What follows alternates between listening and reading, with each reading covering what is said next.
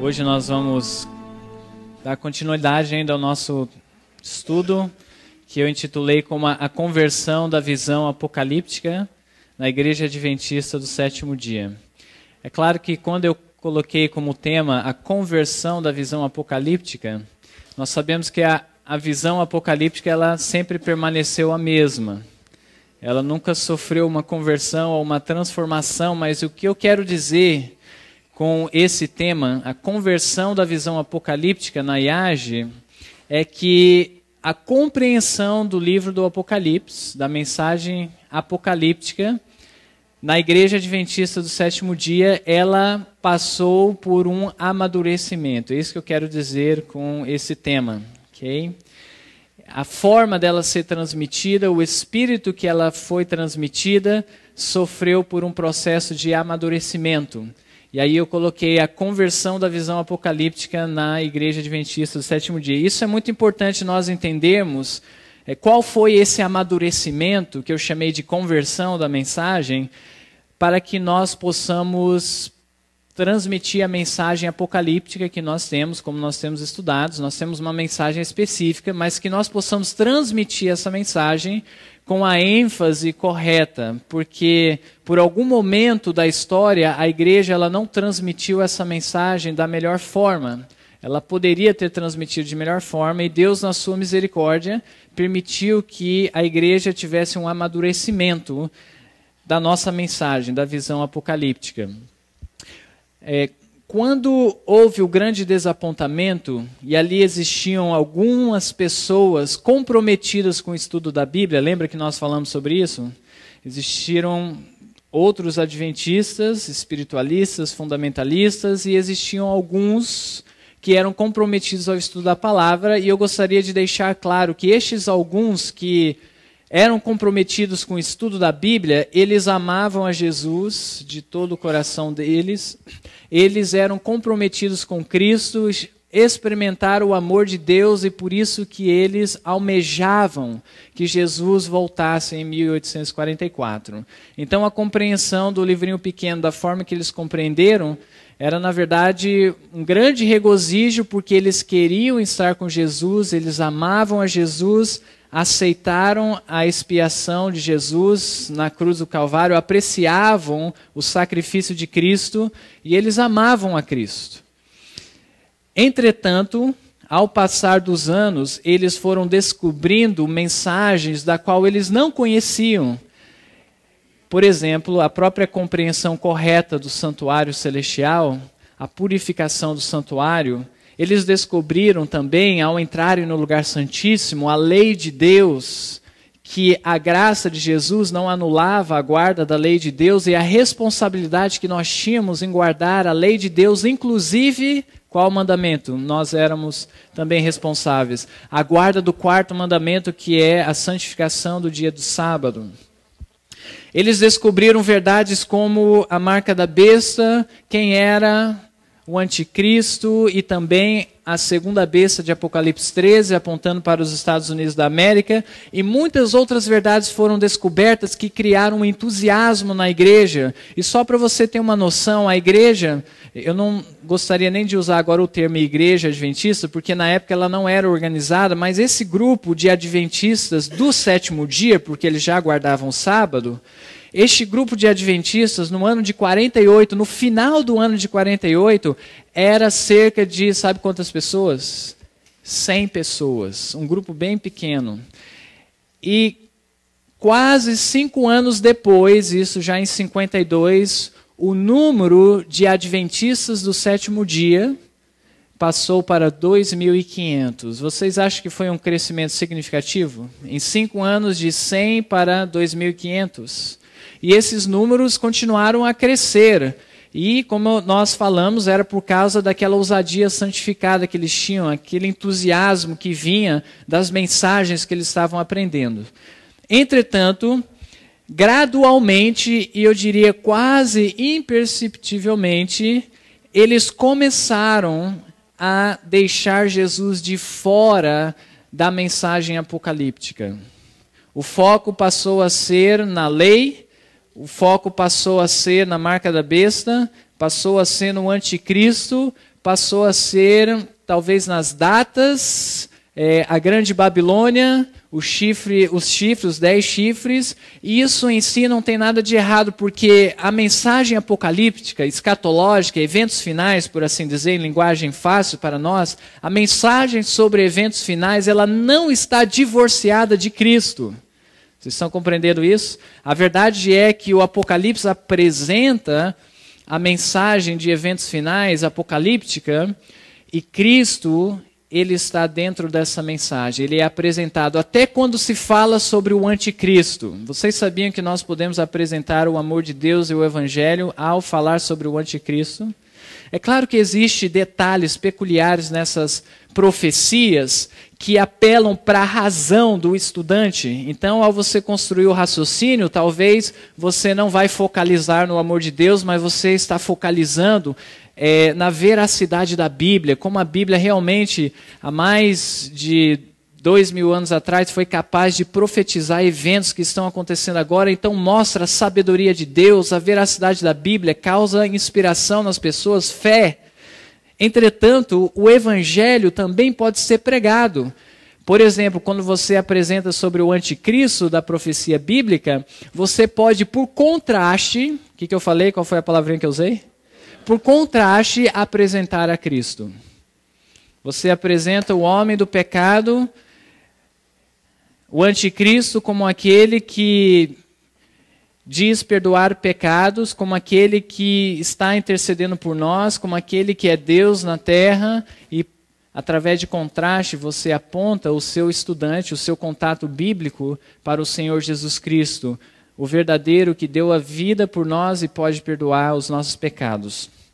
Então, como eu estava dizendo para vocês, gradualmente a igreja ela foi perdendo de vista a quem das profecias apocalípticas?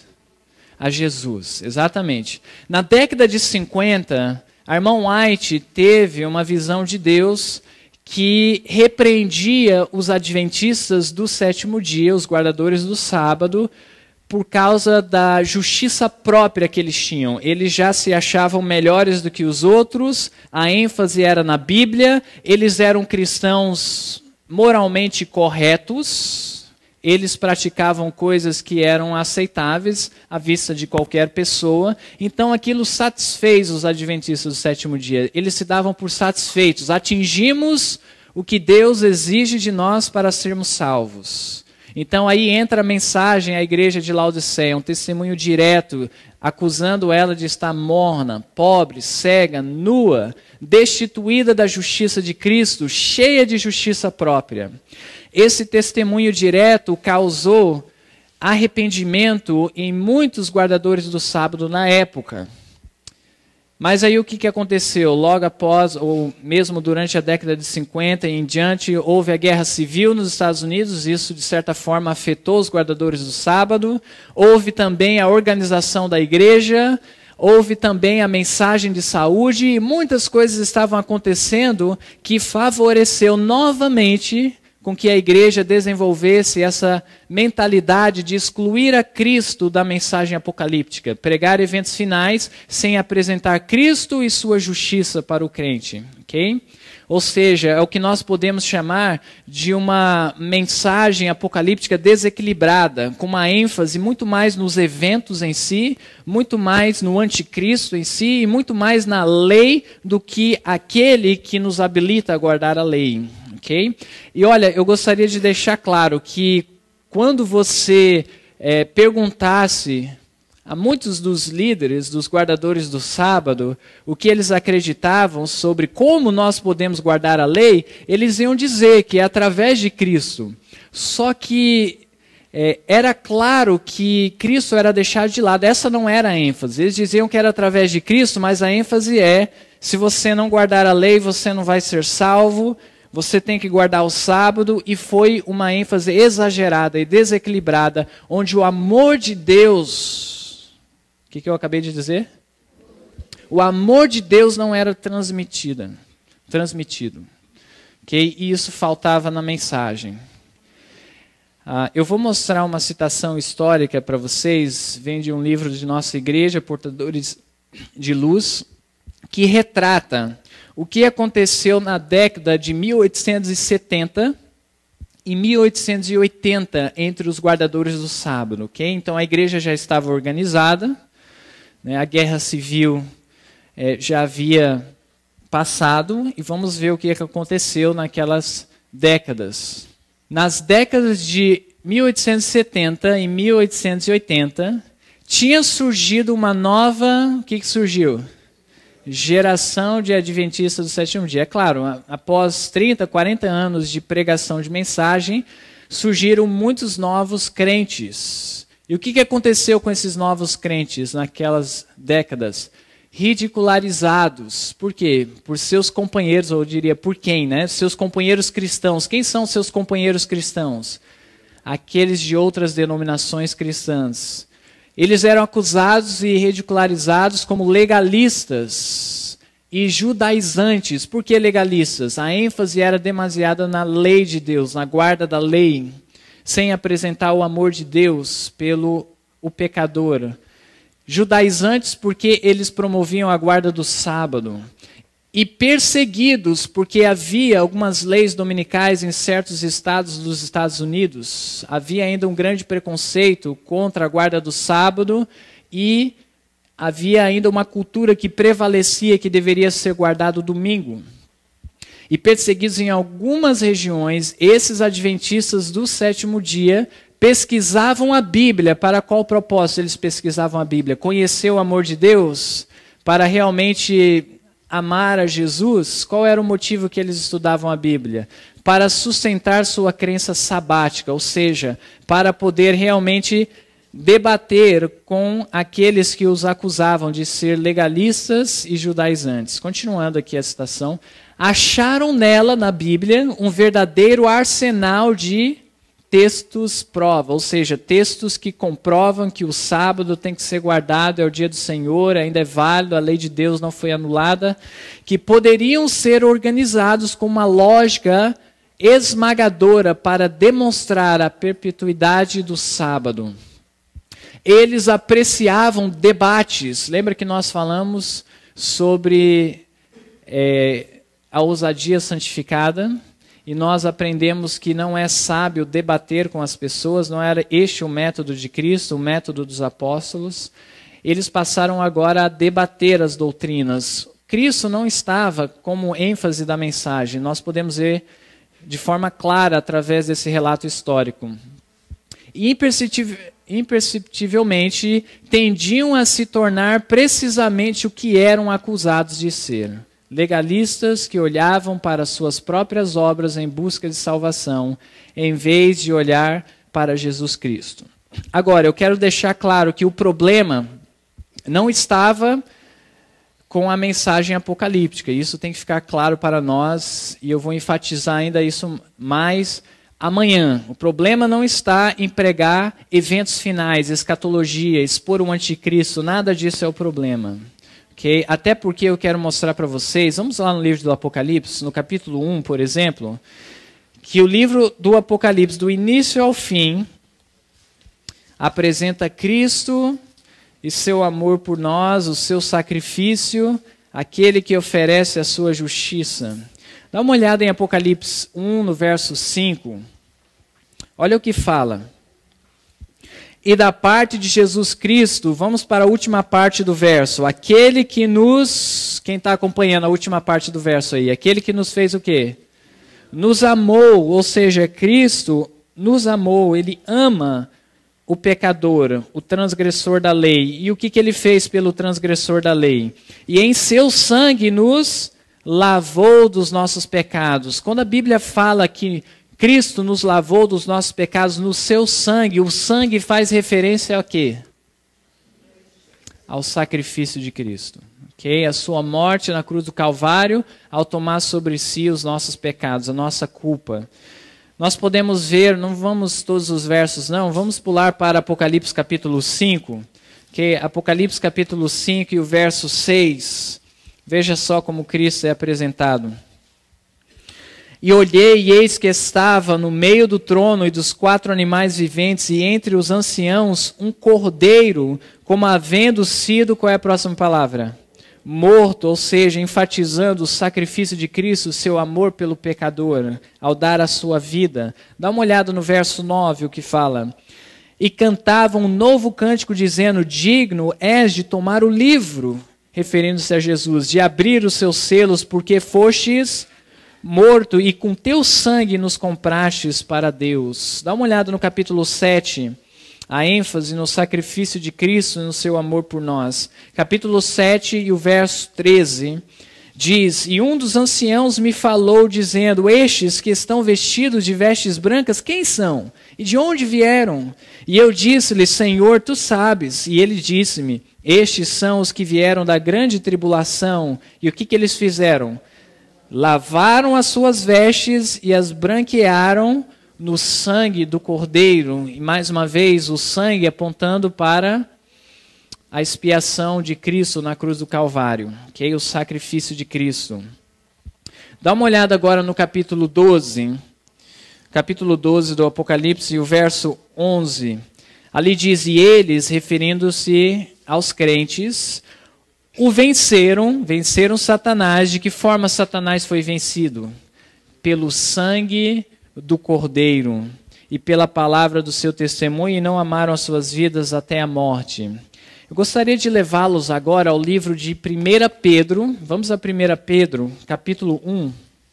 Ok? Em 1 Pedro, capítulo 1, eu quero mostrar para vocês que estes símbolos, sangue e também cordeiro, como nós já pudemos ver algumas vezes, aponta para Cristo e o seu sacrifício por nós, mesmo quando ele está em uma outra fase de seu ministério para nos salvar. Quando se refere ao sangue de Jesus, Jesus como Cordeiro de Deus, a ênfase é no seu grande sacrifício por nós. Olha o verso 19 de 1 Pedro, capítulo 1, o que diz. Mas com o precioso sangue, falando de como nós somos salvos, ok? Talvez deveríamos ler o verso 18. Sabendo que não foi com coisas corruptíveis, como prata ou ouro, que fostes resgatados da vossa vã maneira de viver, que por tradição recebeste dos vossos pais, mas de que forma fomos resgatados? Mas com o precioso sangue de Cristo, como de qual é a próxima palavra? Como um cordeiro imaculado e incontaminado. Então deixa claro que este símbolo, Cristo, o cordeiro, aponta para o seu sacrifício quando ele derramou o seu sangue em nosso favor, pagando a penalidade do pecado. Então o Apocalipse, ele apresenta uma visão equilibrada do amor de Deus. Nós podemos ver em Apocalipse 13, verso 8, lá apresentado o Cordeiro. Podemos ver em Apocalipse capítulo 14, mesmo no céu, Cristo é apresentado como Cordeiro. No céu, ele leva marcas do seu sacrifício para que fique de lembrança por toda a eternidade o ápice do amor de Deus ao entregar a sua vida por um mundo caído, que não merecia o seu amor. Enquanto ainda éramos pecador, Cristo morreu por nós.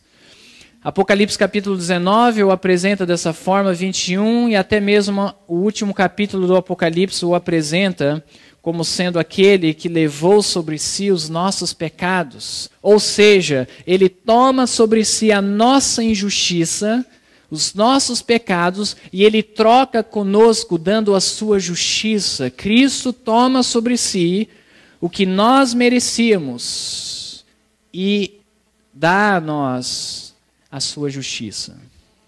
Isso não era enfatizado na igreja adventista naquela época. Por isso que eu coloquei a conversão da mensagem apocalíptica na IAGE. Ou seja, houve um processo de amadurecimento. Quando foi que esse amadurecimento chegou? Será que Ellen White já não falava sobre essas coisas? Olha, ela falava. A posição dela sobre o amor de Deus, olha o que ela diz: o sacrifício de Cristo como expiação pelo pecado é a grande verdade em torno da qual se agrupam as outras. A fim de ser devidamente compreendida, o sacrifício de Cristo, e apreciada toda a verdade da palavra de Deus. Quantas verdades que ela falou aqui? Toda a verdade da palavra de Deus, de Gênesis a Apocalipse, ou seja, a visão do Apocalipse não neutraliza o amor de Deus ao entregar a sua vida por nós. De Gênesis a Apocalipse precisa ser estudada à luz que dimana da onde? Da cruz do Calvário. Continuando a mesma citação. Apresento-lhes o grande, magno monumento de misericórdia, falando da cruz do Calvário. Não só de misericórdia, mas de o quê? Regeneração, ou seja, ao contemplar o amor de Deus, o crente é transformado, ele é constrangido a entregar o seu coração totalmente a Ele. Salvação e redenção, o Filho de Deus erguido na cruz, este tem de ser o fundamento de todo o discurso feito por nossos pastores. Quando diz este, referindo-se ao amor de Deus ao entregar a sua vida por nós, dando esperança a uma raça caída que não poderia expiar o seu pecado com a obediência presente e futura. Vocês compreenderam isso? É claro que a graça de Deus, ela regenera e ela faz com que nós prestemos obediência presente e futura, mas a obediência presente e futura não pode apagar o que aconteceu no passado, os nossos pecados passados. É necessário que haja realmente o sacrifício de Cristo em nosso favor. Obreiros Evangélicos, na página 315. Ok? Vamos continuar. Olha só o que diz em Romanos 2, verso 4. Vamos a Romanos 2, verso 4, que vai dizer o propósito de contemplarmos o amor de Deus e de sermos realmente expostos a esse amor. Em Romanos, capítulo 2, e o verso 4, está escrito: ou desprezas tu as riquezas da sua benignidade? Na verdade, uma pergunta que está afirmando, né? E a paciência e a longanimidade, ignorando que o quê? A bondade de Deus te leva ao arrependimento. Você está ignorando isso quando nós apresentávamos a mensagem apocalíptica, ignorando o amor de Deus. Nós estávamos desprezando que é o amor de Deus que leva o pecador ao arrependimento. Achando que o pecador poderia ser arrependido somente com a precisão de datas ou a precisão de declarar quem era o anticristo. Essas coisas realmente trazem crédito à palavra de Deus e trazem entusiasmo e prende a atenção para que Cristo seja apresentado. Cristo, ele não pode estar de fora de nossos discursos e de nossa mensagem. Vamos continuar. Compreensão de Ellen White da justificação pela fé em 1882. Por que eu coloquei 1882? Não que ela chegou a essa compreensão só nessa data. Antes ela já tinha apresentado textos semelhantes. Mas eu coloquei a data aqui. Gostei do texto, achei que o texto vai retratar bem o que eu estou tentando transmitir, mas a razão da data é para você entender que foi antes de 1888, porque em 1888 foi quando Deus realmente sacudiu a igreja adventista como um terremoto, abalou a igreja adventista como um terremoto através de dois homens. Vocês sabem quem eles são, né? Jones e Wagner. Esses dois homens compreenderam o que nós estamos falando aqui essa manhã.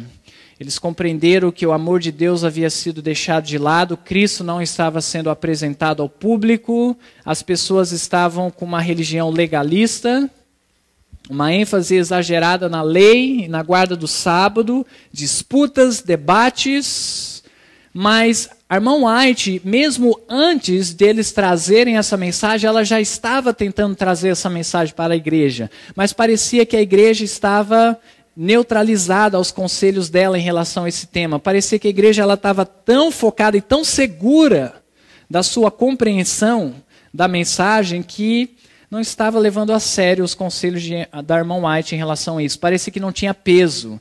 Então Deus teve que usar um instrumento além da irmã White, na verdade foram dois, para realmente abalar a segurança da igreja sobre a sua compreensão da mensagem apocalíptica. Olha o que ela já dizia antes de Jones e Wagner pregarem de uma forma que sacudiu a igreja adventista. Devemos renunciar à nossa o quê?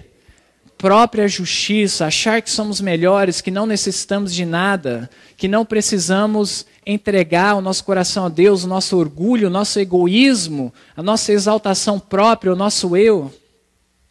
e suplicar que nos seja imputada a justiça de Cristo, ou seja, a salvação está em Cristo, e é mediante a fé nós nos apoderamos da sua justiça, precisamos confiar inteiramente em Cristo no que diz respeito à nossa... O que diz aqui, ó? A nossa força, porque não havia essa confiança. A confiança estava, eu sei o que é certo, então eu tenho que fazer. Não, nós vamos fazer porque Cristo, mediante a fé, habita em nosso coração, porque o seu amor nos constrangeu de tal maneira, eu contemplei o amor de Deus de tal maneira que eu entreguei o meu coração totalmente a Ele. E é por isso que eu vivo em harmonia com a sua lei. Precisamos confiar inteiramente nele para a nossa força. O próprio eu tem de morrer, ou seja, é uma entrega. A fé genuína é seguida pelo amor e o amor pela obediência. Todas as energias e paixões da pessoa convertida são postas sob o controle de Cristo. Seu espírito é um poder o quê? Renovador, transformando a imagem divina todos os que o receberem, ok? Então aqui ela abrange tanto a justiça imputada quanto a justiça comunicada. É o Espírito Santo que comunica a justiça de Cristo, transformando a nossa mente, renovando os nossos pensamentos e sentimentos. Isso está em Maranata, na página 69. Muito bem, vamos avançar então no nosso estudo. Okay, eu gostaria de falar para vocês como era a interpretação adventista de Apocalipse 14, 12 até 1888. Okay? Vamos abrir nossa Bíblia lá em Apocalipse capítulo 14 e o verso 12. Existe muito a se dizer sobre 1888 e a reunião que houve da Associação Geral em Minneapolis. Entretanto, eu diria que a porção principal da discussão teológica que houve naquele concílio foi justamente em torno desse versículo. Houveram outros versículos e que até prejudicaram o estudo não preconceituoso dessa passagem, que era a mais importante a ser avaliada. Mas hoje eu gostaria de focalizar o que foi considerado mais importante na época. Era a compreensão de Apocalipse 14, 12. Vamos entender como a igreja pensava antes. Okay? Antes de 1888 até aquela reunião. Em Apocalipse 14, verso 12 diz: aqui está a paciência dos santos. Aqui estão os que guardam os mandamentos de Deus. Você acha que os adventistas gostavam dessa frase? Aqui está os que guardam os mandamentos de Deus. Sem dúvida, e nós devemos gostar também, porque a obediência a Deus é a condição para a salvação, não é o meio de salvação. O meio é Cristo. Okay? Mas é a condição de salvação. Então, aqui está apresentando pessoas que atingiram a condição de salvação. Mas de que forma? Olha só, eles guardam os mandamentos de Deus e a fé em Jesus ou de Jesus. Quando a igreja lia que os santos tinham a fé de Jesus, eu vou mostrar para vocês como Tiago White interpretava esse versículo, e a maioria da igreja concordava com ele. Havia discordâncias, mas eram discordâncias semelhantes a dele. O princípio era o mesmo do dele, que era fazer alguma coisa, a fé de Jesus. Olha o que ele considerava ser a interpretação de guardar os mandamentos de Deus, ter paciência e ter a fé de Jesus. Pacientemente aguardando a volta de Cristo. Aqui está a paciência dos santos. Eles estão aguardando a volta de Cristo. É referência a um evento escatológico. Guardando todos os mandamentos de Deus, como o verso coloca. Guardando a fé de Jesus. O que ele compreendia em ter a fé de Jesus? Batismo e Santa Ceia. Outros pioneiros da igreja criam de forma semelhante, como João Andrews. Ele acreditava que a fé de Jesus era a mesma coisa que guardar os mandamentos de Deus. É como se fosse assim, nós temos os mandamentos de Deus Pai e nós temos o que Jesus fez, que é basicamente o que o Pai requeriu dele quando esteve nessa terra. Ou seja, são sinônimos. Era sempre em relação ao crente estar fazendo alguma coisa. Nada em relação a aceitar a justiça de Cristo. Então vamos ver qual deveria ser a interpretação correta de Apocalipse 14, o verso 12. Mas o que eu quero que vocês percebam não é simplesmente a interpretação correta. Okay? Porque hoje nós estamos falando de teoria, mas eu quero que você pegue o conceito. Se você entender o que a irmã White reafirmou, porque ela já pregava sobre essas coisas, mas a igreja não compreendia, o que ela reafirmou depois de 1888, daquele concílio, deveria ser o princípio que molda o estudo da palavra de Deus, nosso devocional, a nossa pregação, o nosso evangelismo. Diz assim: não foi apenas com relação aos mandamentos de Deus, uma parte da terceira mensagem angélica, mas a fé de Jesus que abrange muito mais do que geralmente se supõe. Ou seja, as pessoas estavam falando sobre o assunto, e ia ser o assunto principal da reunião. Sabe de uma coisa? É muito mais do que vocês estão falando. Se proclamarmos os mandamentos de Deus e mal tocarmos na outra metade, qual é a outra metade? Eles guardam os mandamentos de Deus e têm a fé de Jesus. Essa é a outra metade. Se nós negligenciarmos essa outra metade, a mensagem será o quê? Deturpada em nossas mãos, nas mãos da Igreja Adventista do Sétimo Dia. Era esse o risco que estava em jogo. Isso está em manuscrito, 30 de junho de 1889. Ainda uma outra citação dela. A mensagem do terceiro anjo, que terminou com aquele versículo 12, é a proclamação dos mandamentos de Deus e da fé de Jesus Cristo. Os mandamentos de Deus têm sido proclamados, mas a fé de Jesus Cristo não tem sido proclamada pelos adventistas do sétimo dia. Ou seja, o que aconteceu com a mensagem do terceiro anjo na mão dos adventistas do sétimo dia? Foi o quê? Deturpada, exatamente.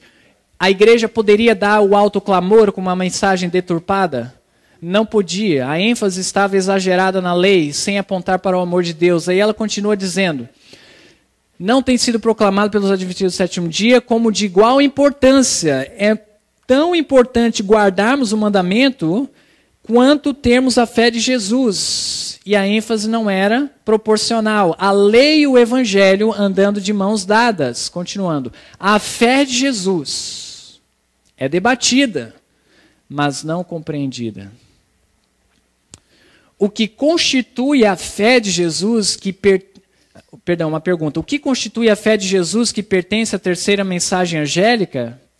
E aí ela diz: o ato de Jesus se tornar o portador de nossos pecados, para que pudesse se tornar o Salvador que perdoa os nossos pecados. Irmãos, eu não consigo, em palavras humanas, transmitir para vocês a importância e a magnitude do sacrifício de Deus ao levar sobre si os nossos pecados. Mas deveria ser tema de meditação, que será um tema de meditação por toda a eternidade.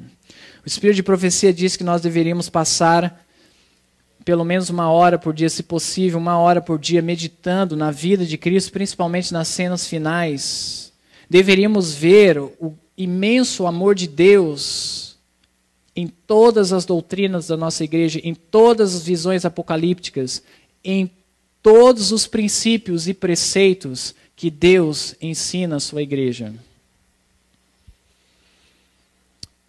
Continuando ainda a mesma passagem. Ele veio ao nosso mundo e tomou os nossos pecados, para que nós pudéssemos tomar a sua justiça. E fé na habilidade de Cristo de salvar-nos, ainda descrevendo a fé de Jesus, de salvar-nos amplamente e completamente, é a fé de Jesus. Essa é a fé de Jesus. Não tirar de mente que a sua graça, ela vai fazer por nós algo que nós jamais poderíamos fazer por nós mesmos, que é pagar o preço dos nossos pecados. É uma visão apocalíptica desequilibrada quando nós enfatizamos eventos finais sem e perder de vista o fato que Jesus tomou sobre si os nossos pecados e ofereceu a sua justiça, e a fé de Jesus é uma fé que Ele tem a habilidade de nos salvar amplamente e completamente do domínio do pecado, a regeneração, a comunicação da sua justiça. Mensagens Escolhidas, volume 3, na página 172. Muito bem. Estamos deixando Jesus de fora de nossa pregação apocalíptica nos dias de hoje? Será que é possível que a igreja ainda não compreendeu que a salvação está inteiramente em Cristo? E que deveríamos, como Paulo, proclamar: já não sou mais eu quem vivo, mas Cristo vive em mim. Como é que Cristo vive em nós? Mediante a fé na sua justiça, no seu amor. Ele envia o Espírito Santo para atuar em nossa vida.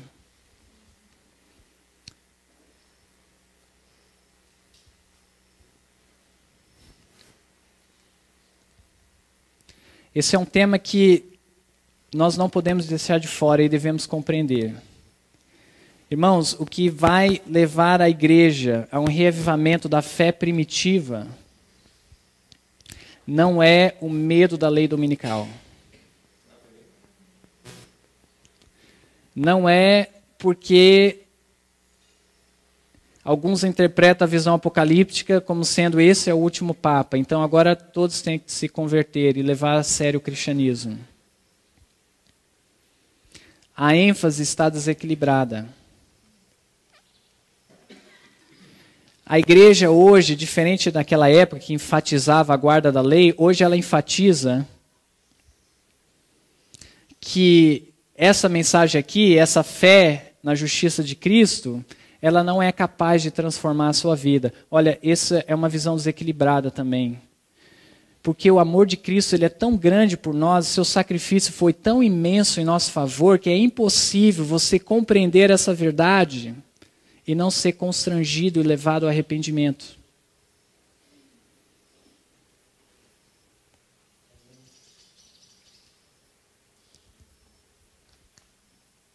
Eu acredito que ela se torna uma pregação desequilibrada, a pregação apocalíptica hoje, justamente quando nós estamos enfatizando, por exemplo, vou ser um pouquinho específico, quando nós enfatizamos nas 7 cabeças e 10 chifres de Apocalipse capítulo 17, mas a ênfase é que Jesus vai voltar praticamente em 5, 10 anos ou em 2 anos.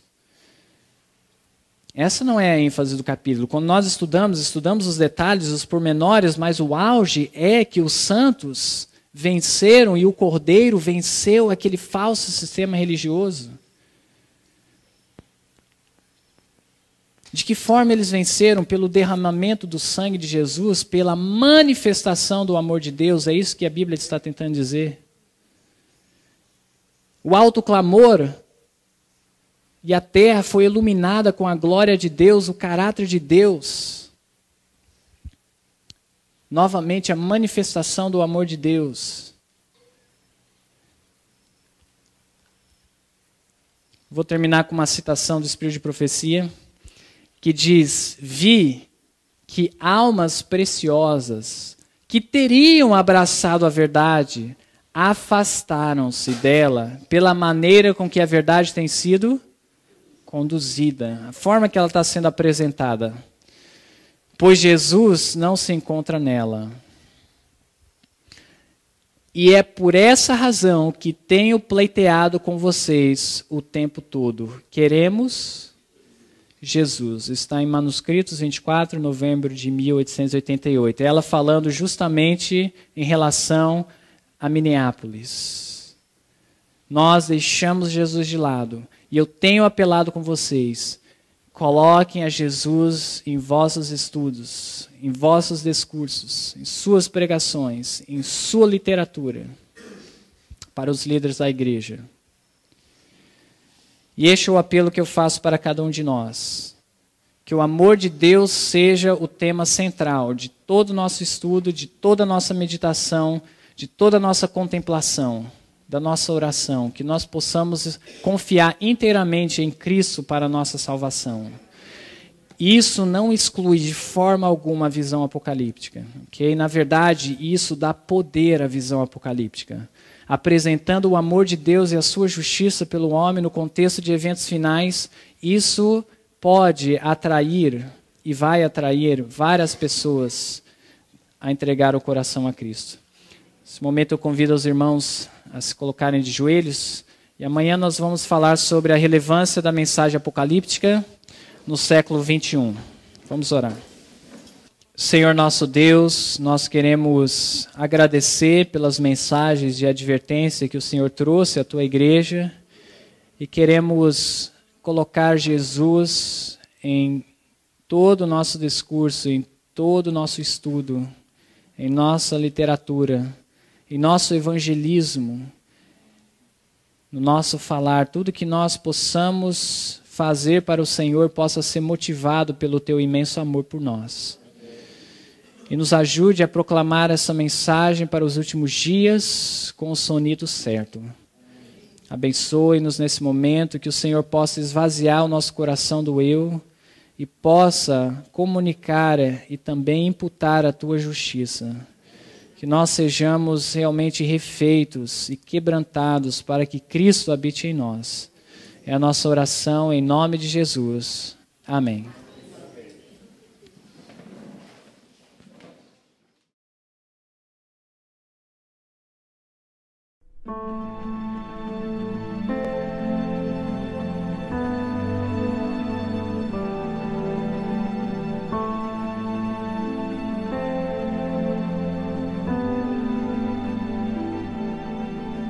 Hoje nós vamos dar continuidade ainda ao nosso estudo, que eu intitulei como a conversão da visão apocalíptica na Igreja Adventista do Sétimo Dia. É claro que quando eu coloquei como tema a conversão da visão apocalíptica, nós sabemos que a visão apocalíptica ela sempre permaneceu a mesma. Ela nunca sofreu uma conversão ou uma transformação, mas o que eu quero dizer com esse tema, a conversão da visão apocalíptica na IAGE, é que a compreensão do livro do Apocalipse, da mensagem apocalíptica, eles descobriram verdades como a marca da besta, quem era o anticristo e também a segunda besta de Apocalipse 13, apontando para os Estados Unidos da América, e muitas outras verdades foram descobertas que criaram um entusiasmo na igreja. E só para você ter uma noção, a igreja, eu não gostaria nem de usar agora o termo igreja adventista, porque na época ela não era organizada, mas esse grupo de adventistas do sétimo dia, porque eles já guardavam sábado, este grupo de adventistas, no ano de 48, no final do ano de 48, era cerca de, sabe quantas pessoas? 100 pessoas, um grupo bem pequeno.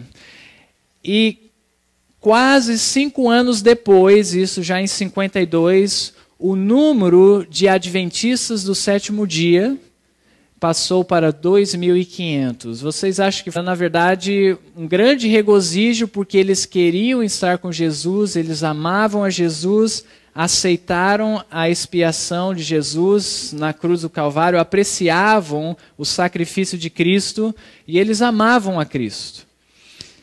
Entretanto, ao passar dos anos, eles foram descobrindo mensagens da qual eles não conheciam. Por exemplo, a própria compreensão correta do santuário celestial, a purificação do santuário, eles descobriram também, ao entrarem no lugar santíssimo, a lei de Deus, que a graça de Jesus não anulava a guarda da lei de Deus e a responsabilidade que nós tínhamos em guardar a lei de Deus, inclusive, qual mandamento? Nós éramos também responsáveis. A guarda do quarto mandamento, que é a santificação do dia do sábado. Apocalíptica, na Igreja Adventista do Sétimo Dia, ela passou por um amadurecimento. É isso que eu quero dizer com esse tema. Okay? A forma dela ser transmitida, o espírito que ela foi transmitida, sofreu por um processo de amadurecimento. E aí eu coloquei a conversão da visão apocalíptica na Igreja Adventista do Sétimo Dia. Isso é muito importante nós entendermos, Qual foi esse amadurecimento que eu chamei de conversão da mensagem para que nós possamos transmitir a mensagem apocalíptica que nós temos, como nós temos estudado. Nós temos uma mensagem específica, mas que nós possamos transmitir essa mensagem com a ênfase correta, porque por algum momento da história a igreja ela não transmitiu essa mensagem da melhor forma.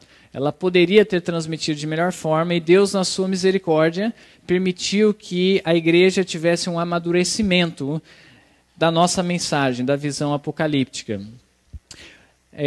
Quando houve o grande desapontamento, e ali existiam algumas pessoas comprometidas com o estudo da Bíblia, lembra que nós falamos sobre isso?